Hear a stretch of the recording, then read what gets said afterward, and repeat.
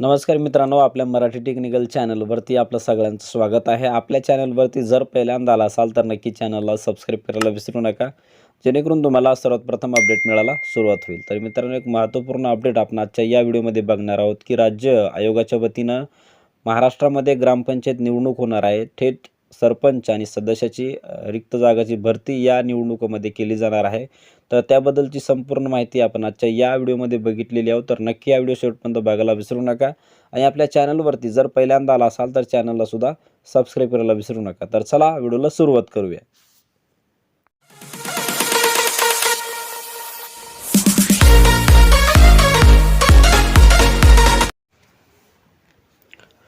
मित्रांनो, राज्य निवडणूक आयोगाच्या वतीनं महाराष्ट्रामध्ये ग्रामपंचायत निवडणूक ही जाहीर करण्यात आलेली आहे की राज्यातील ग्रामपंचायतीतील सदस्य थेट सरपंच यांच्या निधन आणि राजीनामा, अनर्हता किंवा इतर अन्य कारणामुळे रिक्त जागाच्या पोटनिवडणुकासाठी पारंपरिक पद्धतीने राबविण्यात यावेचा प्रत्यक्ष निवडणूक कार्यक्रम हा जाहीर करण्यात आलेला आहे।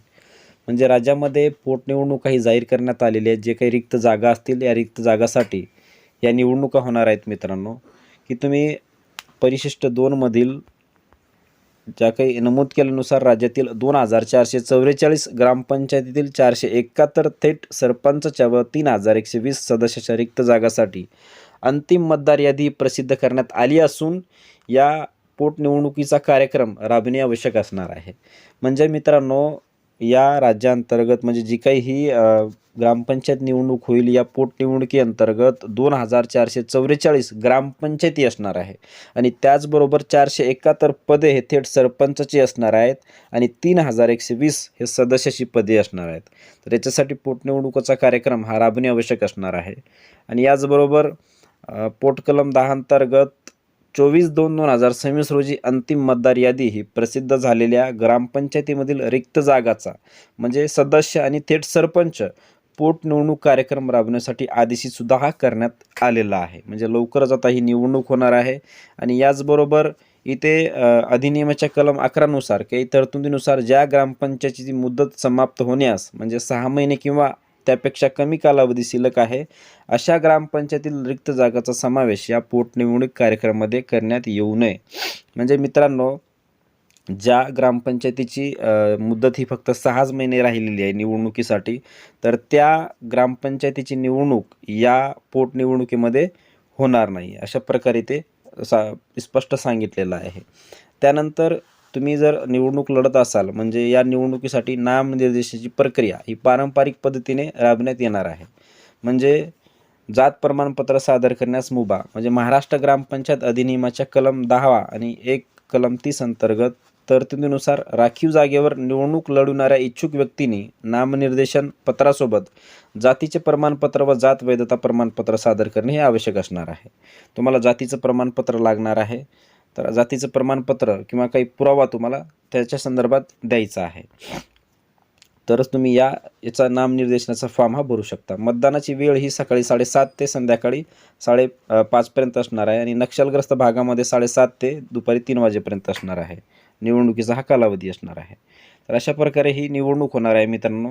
तर तुम्ही इथे बघत असाल की आता फॉर्म भरायची तारीख काय असेल आणि त्याचबरोबर कधीपासून ही तारीख चालू होणार आहे। म्हणजे निवडणुकीची नोटीस प्रसिद्ध ही 30/3/2026 पासून चालू होणार आहे। त्याच्यानंतर जो काही तुमचा सादर अर्ज आहे म्हणजे नामनिर्देशन पत्र मागवण्याचा व सादर करण्याचा दिनांक हा 7/4 ते 12/4 पर्यंत तुम्ही सादर करू शकता।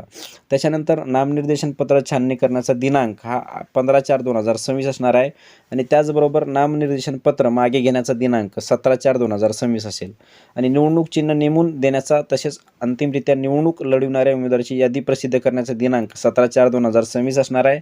आवश्यक असल्यास मतदानाचा दिनांक 28/4/2026 रोजी मतदान असणार आहे। म्हणजे 28 तारखेला मतदान होईल आणि मतमोजणी ही दिनांक 29/4/2026 असेल आणि निवडणुकीचा निकाल हा 6/5/2026 अंतर्गत लागणार आहे। तर अशा प्रकारे निवडणूक होणार आहे। तर इथे तुम्ही हा एक महत्त्वाचा टप्पा बघत असाल की इथे रिक्त जागा अंतर्गत म्हणजे कोणकोणते जिल्हे आहेत आणि या जिल्ह्यांतर्गत एकूण ग्रामपंचायती संख्या आणि त्याचबरोबर थेट सरपंच रिक्त जागेची संख्या आणि सदस्य रिक्त जागेची संख्या, एकूण किती रिक्त जागेची संख्या तुम्ही इथे बघत असाल। 34 जिल्हे आहेत, या 34 जिल्ह्यांतर्गत किती ग्रामपंचायती असतील, किती सरपंच पद असतील आणि किती सदस्याची रिक्त जागा असतील, इथे तुम्ही या फॉर्ममध्ये आपल्या या अल्बममध्ये तुम्ही पाहत असाल की किती जागा आहेत.